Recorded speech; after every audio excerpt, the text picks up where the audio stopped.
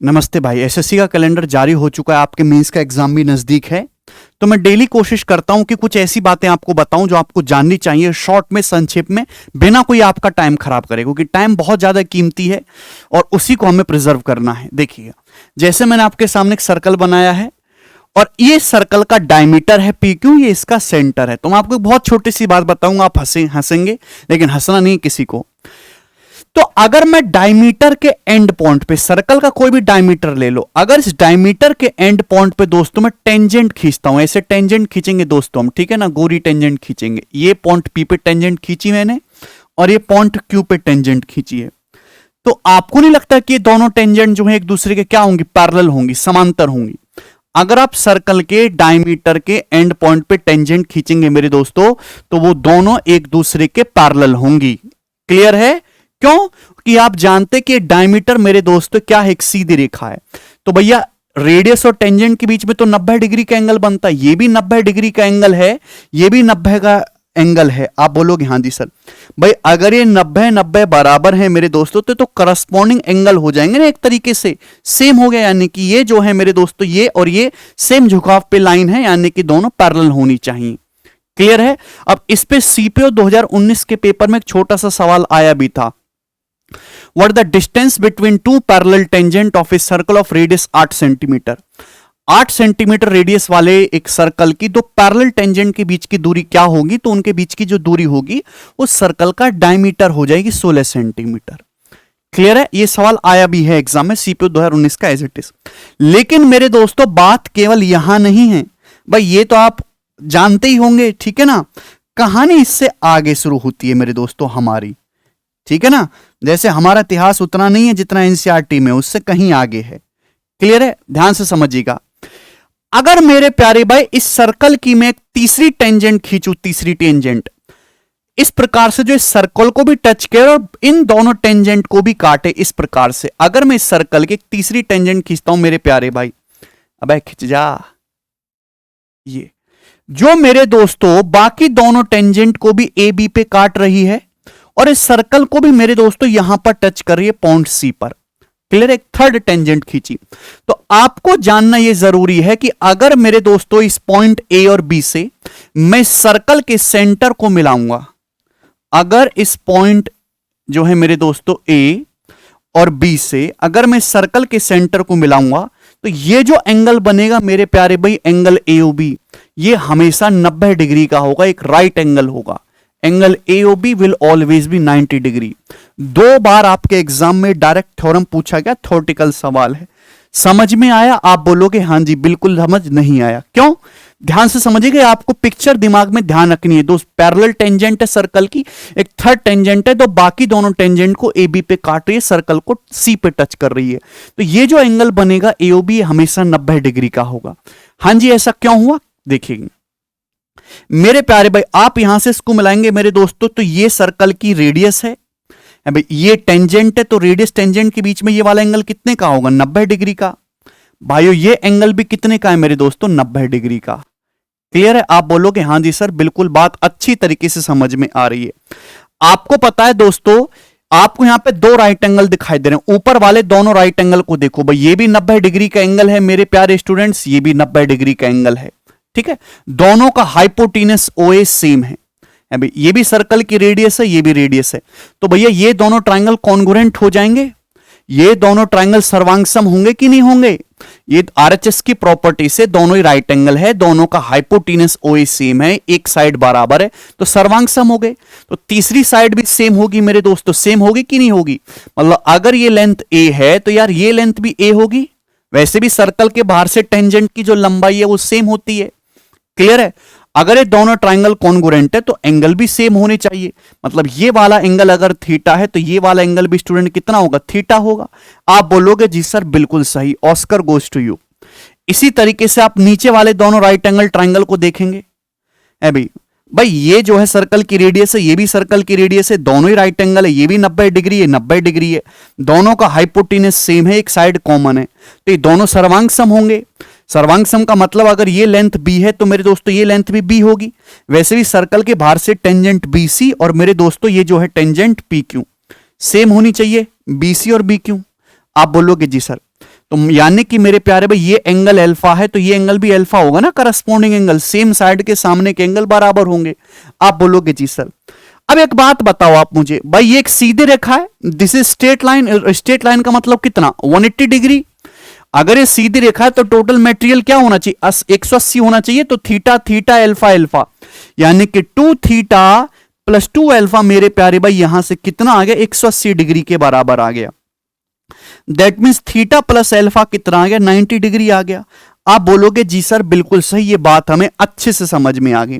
और theta plus alpha ही क्या है, ये थीटा प्लस अल्फा ही एंगल एओबी है। आप बोलोगे हां जी सर बिल्कुल सही, बात समझ में आ गई। ये वाला जो एंगल है यही theta plus alpha angle AOB है जो 90 डिग्री का है। Concept clear? आप बोलोगे हां जी सर क्लियर। अब कुछ बच्चे कहेंगे सर ये बात भी हमें बताती है, ऐसी समझ रहे, हमको हल्के में ले रहे हैं, हमको मोदी जी समझाए क्या? देखिए ऐसी बात नहीं है, अब ध्यान से समझिएगा।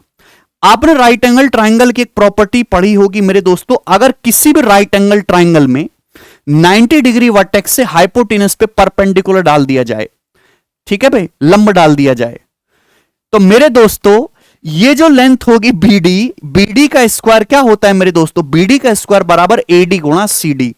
ये कंसेप्ट सभी जो लोग जानते हैं।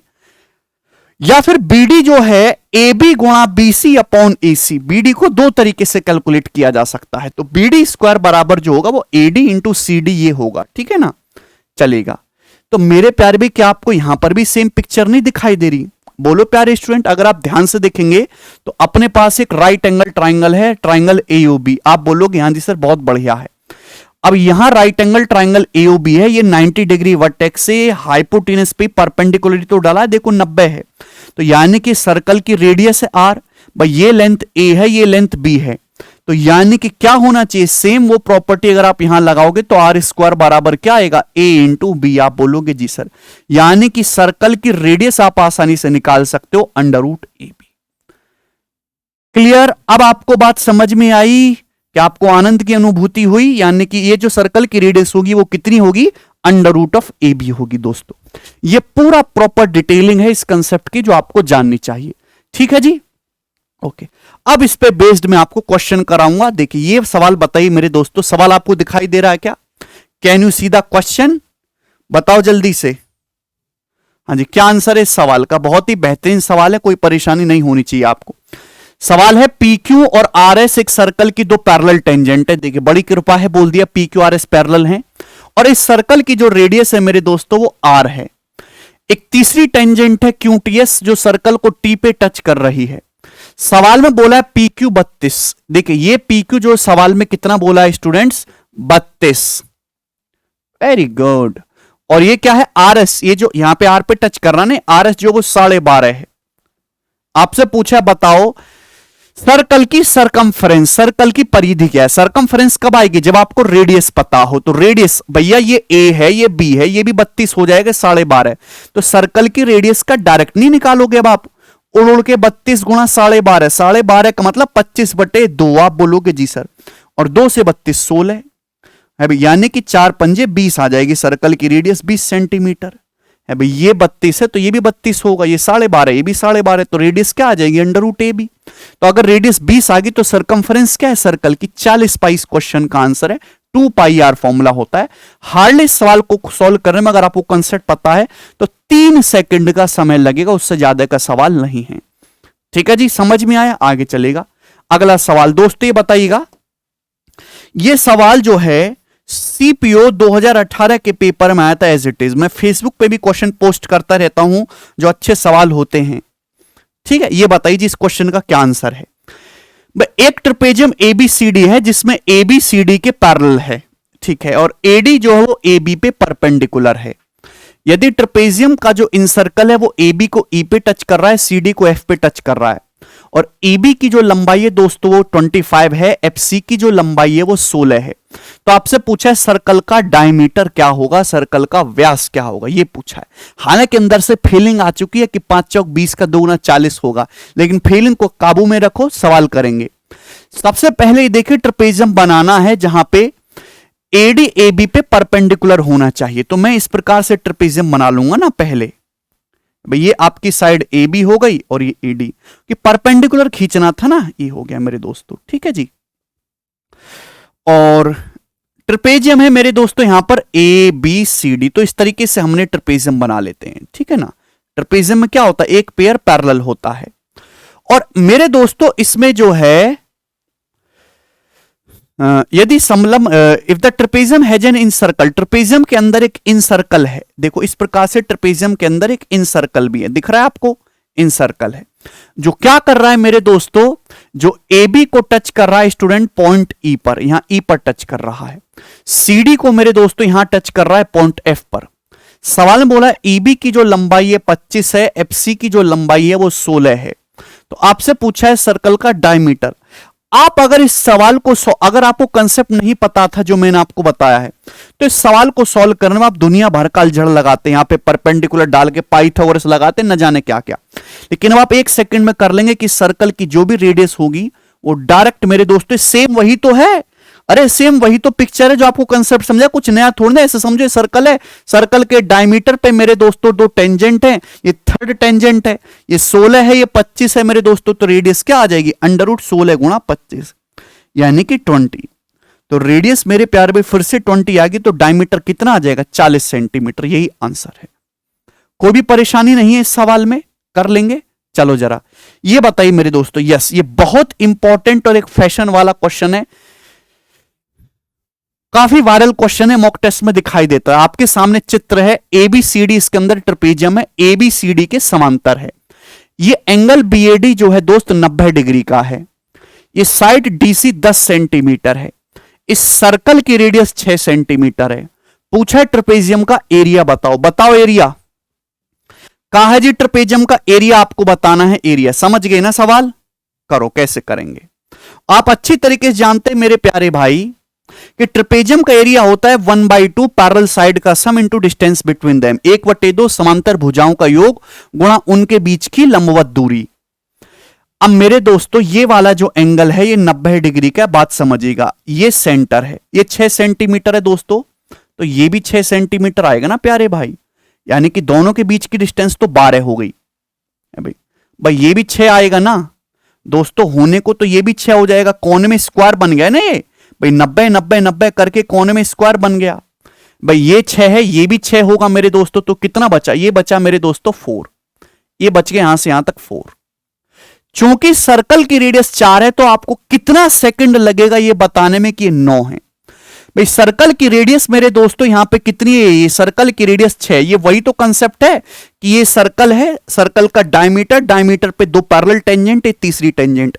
ये लेंथ 4 है, सर्कल की रेडियस 6, तो 6 का स्क्वायर बराबर 4 इंटू मेरे प्यारे भाई ये x, तो यानी कि 36/4 का 9 नहीं हो जाएगा।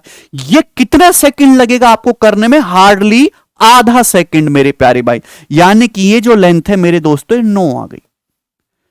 तो ट्रपेजियम का एरिया कितना हो गया, 1/2 पैरेलल साइड का सम, ये 15 10 25, और दोनों पैरेलल साइड के बीच की डिस्टेंस क्या, इस सर्कल का डायमीटर 12, यानी कि 25 छिक्का 150 इस क्वेश्चन का आंसर आ गया। हार्डली 5-7 सेकंड में आप ये सवाल सॉल्व कर सकते हैं। ठीक है, तो बहुत इंपॉर्टेंट क्वेश्चंस हैं और बहुत इंपॉर्टेंट पैटर्न है, और कोई ऐसा नहीं कि बहुत हाई लेवल है, हाई तौबा मच रही है, आपके एग्जाम के बिल्कुल रिलेवेंट है। आप इसको अच्छे से ध्यान रखिए, और आप एक छोटी सी डायरी या अपनी शॉर्ट कॉपी जरूर बना के रखें, जिसमें आप सारे कंसेप्ट आपको किसी भी सोर्स से मिलते तो उनको जरूर लिख ले। ठीक है भाई, धन्यवाद, बाय।